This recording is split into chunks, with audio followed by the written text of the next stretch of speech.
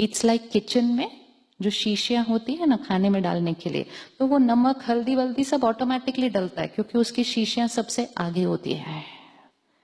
It's only important कि हमारे kitchen के शेल्फ पे कौन सी शीशी आगे पड़ी हुई है, और कौन सी शीशी आगे पड़ी होगी जो ज्यादा यूज होती है।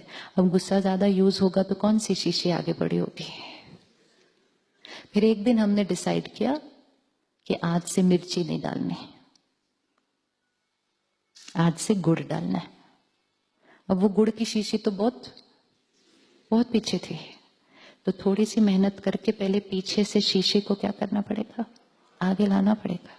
लेकिन थोड़ी सी मेहनत करके जो पीछे से शीशे को आगे ले आए और फिर उस दिन गुड़ डाला, तो अब धीरे धीरे वो गुड़ की शीशी क्या हो जाएगी, आगे। It's only few days to shift from this to this. ऐसा नहीं सारा दिन मेहनत करनी है, गुस्सा नहीं करना, शांत रहना है, गलत नहीं बोलना, झूठ नहीं, टेंशन वाली लाइफ नहीं है। लेकिन इन्वेस्टमेंट करके वो रिजल्ट मिलता है। जैसे जो सुबह 1 घंटा निकालते हैं अपनी सेहत के लिए, उनको फिर उसके बाद कुछ नहीं करना है, सेहत उनको अपने आप मिल रही है, लेकिन उसके लिए उन्होंने सुबह आधा पौना घंटा अपना कर दिया, फिक्स्ड, फिनिश्ड। सिमिलरली हमें आत्मा की सेहत के लिए, आत्मा की सेहत के लिए सिर्फ ये ध्यान रखना है कि मेरा हर कर्म मेरे सर्कल को, मेरा हर कर्म मेरे सर्कल को वाइट बनाए। हर कर्म में मैं आत्मा दुआएं कमाऊं, क्योंकि वो ही मेरे साथ जाएगा। हमेशा दोनों बैलेंस शीट का ध्यान रखना है, ये बैलेंस शीट और ये बैलेंस शीट। कोई ऐसी बात सामने आई, कोई ऐसी बात जीवन में कभी सामने आई कि दोनों में से एक में प्रॉफिट होगा, दूसरे में लॉस, तो उस दिन प्रायोरिटी सेट कर देना। और एक बार प्रायोरिटी सेट हो गई ना, तो उसके बाद तो निर्णय लेने में टाइम भी नहीं लगेगा उसके बाद, क्योंकि आत्मा वही निर्णय लेगी जिसमें दुआएं कमाएगी। अगर थोड़ा सा धन गंवाना भी पड़ता है उसके लिए, क्योंकि जो दुआएं कमाएंगे वो धन ऑटोमेटिकली कमाएंगे। लेकिन जो दुआओं का ऑपोजिट कमाएंगे, मेहनत करनी पड़ती है। आज हमें सबसे पहली चीज अपने धन कमाने के तरीके को चेक करना है, क्योंकि धन पहली एनर्जी है जो घर आती है। धन प्योर, सात्विक एंड मोस्ट इंपॉर्टेंट दुआओं के साथ घर आना चाहिए।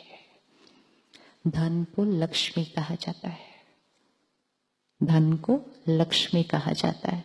लक्ष्मी मतलब डिवाइन। तो जो धन डिवाइन मनी होगा, डिवाइन मनी मतलब उसमें दुआएं लगी हैं किसी की, वो धन घर में खुशी भी लेकर आएगा। और दुआएं कैसे मिलेंगी? काम करने, जो हम जिनके साथ काम कर रहे हैं उनके साथ तरीका, और जिनके लिए हम काम कर रहे हैं उनके साथ काम करने का तरीका। अपने फायदे से पहले, अपने फायदे से पहले, अपने फायदे से पहले सामने वाले का फायदा सोचना। कलयुग में सिर्फ एक का फायदा सोच रहे, मेरा फायदा, मेरा फायदा, मेरा फायदा, दूसरे का ना, मेरा फायदा। तो जब मेरा फायदा सोचा, धन कमाया। जब सामने वाले का फायदा सोचा, दुआएं कमाई। और जब दुआएं कमाई तो धन अपने आप आया। कर सकते हैं बिजनेस दूसरे का फायदा सोच के, दूसरे का फायदा सोच के कर सकते हैं बिजनेस, कर सकते हैं बिजनेस। और दोनों में से किसका फायदा ज्यादा होना चाहिए?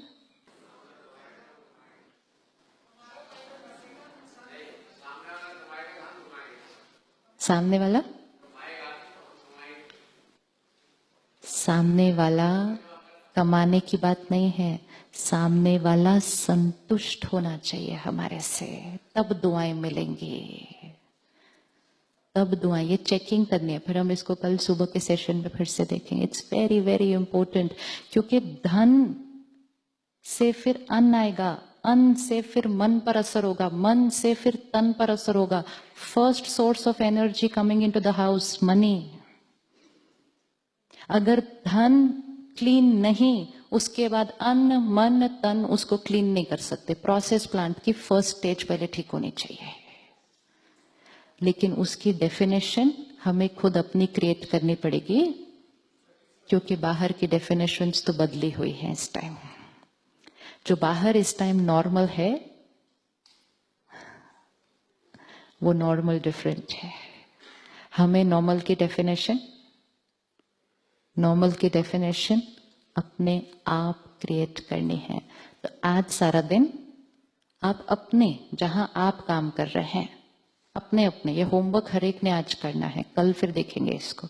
हर एक ने अपने क्षेत्र में देखना है कि हम अपने काम करने के तरीके में, व्यवहार करने के तरीके में, ऑफिस के लोगों के साथ रहने के तरीके में क्या थोड़ा थोड़ा शिफ्ट कौन सा लाना है, जिससे मैं आत्मा सारा दिन में दुआएं कमा के घर आऊंगा शाम को.